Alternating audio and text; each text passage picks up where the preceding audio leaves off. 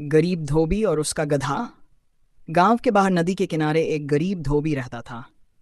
वह रोज गांव के लोगों के कपड़े इकट्ठा करता, उन्हें धोने के लिए नदी पर ले जाता और फिर साफ करके वापस करता। यह उसका रोज का काम था।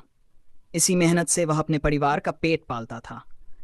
उसके पास एक गधा था जो कपड़े धोने में उसकी मदद करता था।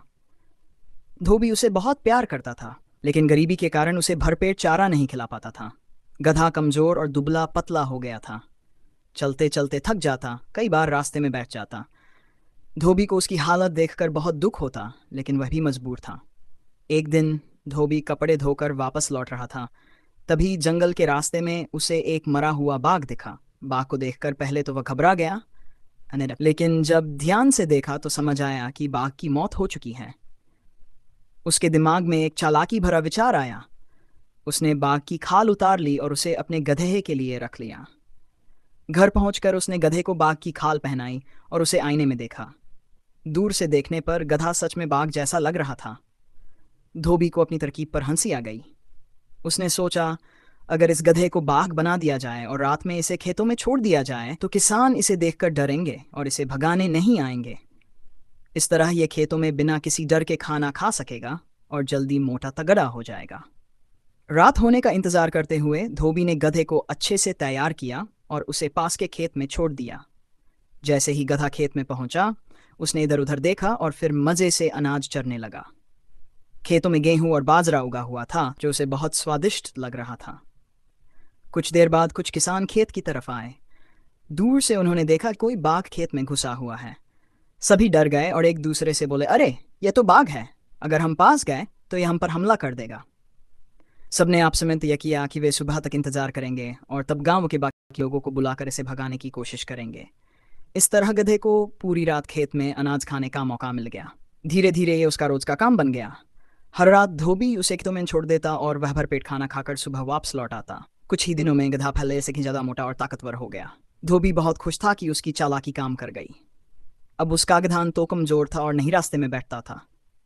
गभी अब उसे रोज अच्छा खाना मिलता और वह, लेकिन जैसे जैसे उसकी सेहत सुधर रही थी वैसे वैसे वह खुद को बहुत चालाक समझने लगा। उसे लगने लगा कि अब वह असली बाघ बन चुका है और लोग उससे डरते हैं। एक दिन जब वह खेत में घूम रहा था, तभी पास के गांव से एक गधे की आवाज आई। वह गधा जोर जोर से रेंक रहा था। धोबी के गधे ने जब यह सुना तो वह भी खुद को रोक नहीं पाया और जोर से रेंकने लगा। गधे की आवाज सुनते ही खेत के पास छिपे किसानों को शक हो गया। एक किसान ने कहा, बाघ कभी रेंकता है क्या? दूसरे ने कहा, नहीं, ये कोई चालबाजी लग रही है। अब सभी किसान डंडे और लाठियां लेकर धीरे खेत की ओर बढ़ने लगे। गधा अभी भी मस्ती में था और बार बार रेंक रहा था। जैसे ही किसानों ने उसे करीब से देखा, वे समझ गए कि यह असली बाघ नहीं बल्कि किसी ने इसके साथ चालाकी की है। गुस्से में किसानों ने उसे घेर लिया और लाठियों से पीटना शुरू कर दिया। गधा घबराया और भागने की कोशिश करने लगा, लेकिन चारों ओर से किसान थे।